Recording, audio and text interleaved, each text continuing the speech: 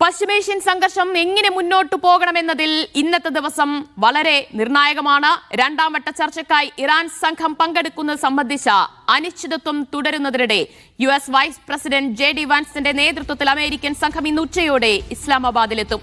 Iran സംഘം ചർച്ചയ്ക്ക് എത്തുമെന്നും ഉച്ചയ്ക്ക് ശേഷം നടക്കുമെന്നും പാക് മാധ്യമങ്ങൾ റിപ്പോർട്ട് ചെയ്യുന്നു. കരാറിലെത്താനുള്ള മികച്ച അവസരമാണിതെന്നും അതിന് തയ്യാറായില്ല എങ്കിൽ യുദ്ധം പുനരാരംഭിക്കുമെന്നും ട്രംപ് മുന്നറിയിപ്പ് നൽകുന്നുണ്ട്. കരാർ ഒപ്പുവയ്ക്കും വരെ നാവിക ഉപരോധം തുടരുമെന്നും ട്രംപ് പറഞ്ഞു. ഉറപ്പുകൾ പാലിക്കുന്നതിന് പകരം US നേതാക്കളുടെ വിരുദ്ധ പ്രസ്താവനകൾ കൈപ്പേറിയ സന്ദേശം മാത്രമാണ് നൽകുന്നത് എന്ന് ഇറാൻ പ്രസിഡന്റ് കുറ്റപ്പെടുത്തി. അമേരിക്ക പിടിച്ചെടുത്ത ഇറാൻ കപ്പലിലെ ജീവനക്കാരെ വിട്ടയച്ചതായി US മാധ്യമങ്ങൾ റിപ്പോർട്ട് ചെയ്തു.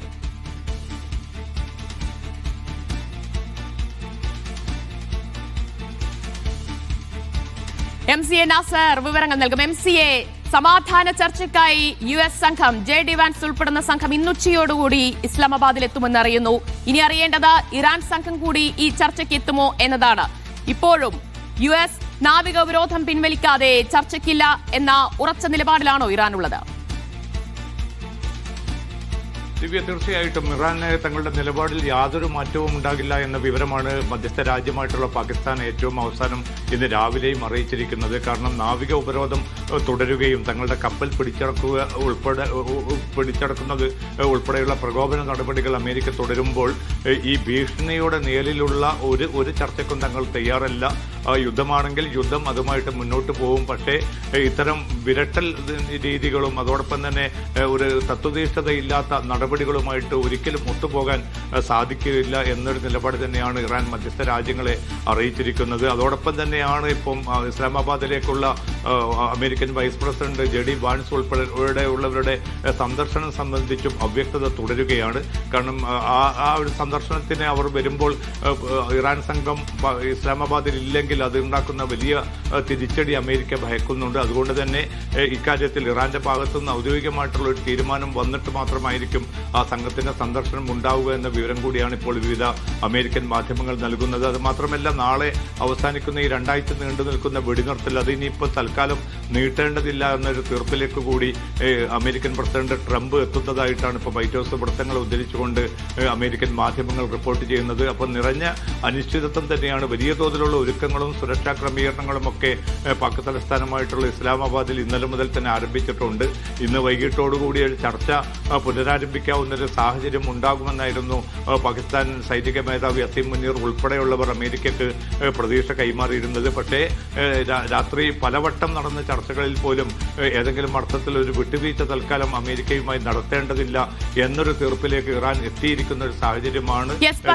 പക്ഷേ നോക്കൂ, അമേരിക്ക പിടിച്ചെടുത്ത ഇറാൻ കപ്പലിലെ ജീവനക്കാരെ വിട്ടു നൽകിയിട്ടുണ്ട് എന്ന റിപ്പോർട്ടുകൾ കൂടി വരുന്നുണ്ടല്ലോ. US മാധ്യമങ്ങൾ തന്നെയാണ് അത് റിപ്പോർട്ട് ചെയ്യുന്നത്. അതാ ഒരു അനുനയത്തിന്റെ നീക്കമായി നമുക്ക് കാണാൻ കഴിയില്ലേ? അമേരിക്കൻ മാധ്യമങ്ങൾ ഇക്കാര്യം റിപ്പോർട്ട് ചെയ്യുന്നുണ്ടെങ്കിൽ ഔദ്യോഗികമായിട്ടുള്ള ഒരു സ്ഥിരീകരണം ഇറാന്റെ ഭാഗത്തൊന്നും ഉണ്ടായിട്ടില്ല. അതുമാത്രമല്ല, കപ്പൽ പിടിച്ചെടുത്തത് തന്നെ എല്ലാ അർത്ഥത്തിലും ഒരു പരസ്യമായിട്ടുള്ള ഒരു കടൽ കൊള്ളയാണ് നടന്നിരിക്കുന്നത്.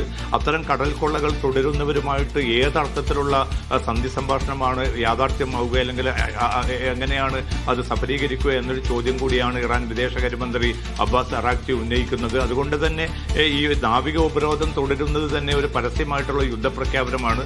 അതോടൊപ്പം തന്നെ കപ്പലുകൾ പിടിച്ചെടുക്കുന്ന സംഭവം കൂടി ആവുമ്പോൾ ആ പരസ്യമായിട്ടുള്ള യുദ്ധപ്രഖ്യാപനത്തിന് കൂടുതൽ വ്യാപ്തി കൈവരുകയാണ്.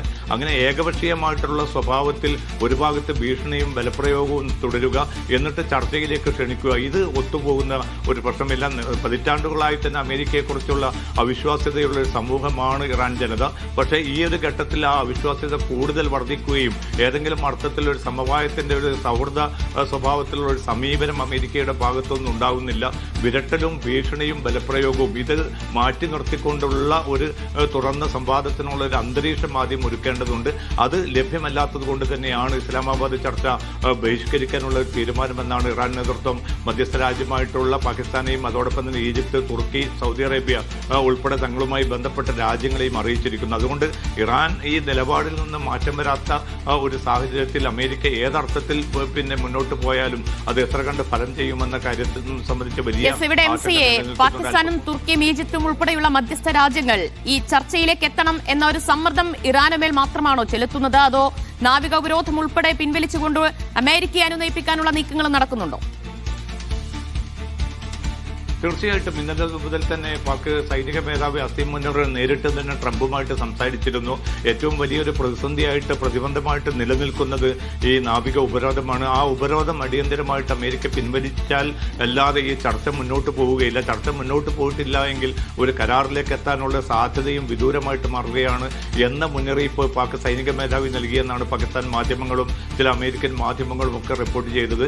ഏതായാലും ഈ കാര്യം അനുഭാവപൂർവ്വം തന്നെ താൻ പരിഗണിക്കുമെന്ന് അസീം മുനീറിന് ട്രംപ് ഉറപ്പ് നൽകിയതായിട്ടും വാർത്തകളുണ്ടായിരുന്നു. പക്ഷേ വൈകിട്ട് നടത്തിയ വിവിധ മാധ്യമങ്ങൾക്ക് നൽകിയ പ്രതികരണത്തിൽ ട്രംപ് പൂർണ്ണമായിട്ടും അതിൽ മലക്കം മറിയുകയായിരുന്നു. കാരണം നാവിക ഉപരോധം പിൻവലിക്കാനോ കപ്പൽ പിടിച്ചെടുത്ത കപ്പൽ തിരിച്ചു നൽകാനോ തൽക്കാലം ഉദ്ദേശിക്കുന്നില്ല. ഒരു കരാറിൽ ഇറാൻ എത്തുക എന്നതാണ് പ്രധാനം. ആ കരാറിൽ എത്തുകയാണെങ്കിൽ പരമാവധി വിട്ടുവീഴ്ചകൾ താൻ ചെയ്യും.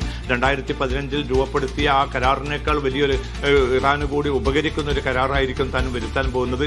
ഇന്നലെ രാത്രി തന്നെ കരാറിൽ ഒപ്പുവെക്കും എന്നത് ഉൾപ്പെടെ വളരെ വിരുദ്ധമായിട്ടുള്ള പിന്നെ അടിസ്ഥാനരഹിതമായിട്ടുള്ള ഒട്ടേറെ പ്രതികരണങ്ങളായിരുന്നു ട്രംപ് ഇന്നലെ നടത്തിയിരുന്നത്. പക്ഷേ ഒരു ചർച്ചയും മുന്നോട്ട് പോയിട്ടില്ല. യുറേനിയം സമ്പുഷ്ടീകരണം, അതോടൊപ്പം തന്നെ ബാലിസ്റ്റിക് മിസൈൽ പദ്ധതി വിവാദം, ഹോർമുസ് കടലിടുക്കിന്മേലുള്ള ഇറാന്റെ പരമാധികാരം, നഷ്ടപരിഹാരം ഉൾപ്പെടെയുള്ള പ്രധാനപ്പെട്ട ഇഷ്യൂകളിൽ ഒന്നിൽ പോലും ഒരു ധാരണയും രൂപപ്പെട്ടിട്ടില്ല എന്നാണ് ഇപ്പോൾ US ഉദ്യോഗസ്ഥരെ ഉദ്ധരിച്ച് അമേരിക്കൻ മാധ്യമങ്ങൾ പോലും റിപ്പോർട്ട് ചെയ്യുന്നത്. അപ്പോൾ ഏതർത്ഥത്തിലാണ് ഒരു കരാർ രൂപപ്പെടുമെന്ന് ട്രംപ് ഈ അർത്ഥത്തിൽ വീരസ്യം പറഞ്ഞതെന്ന് പിന്നെ അത്ഭുതകരമാണ്.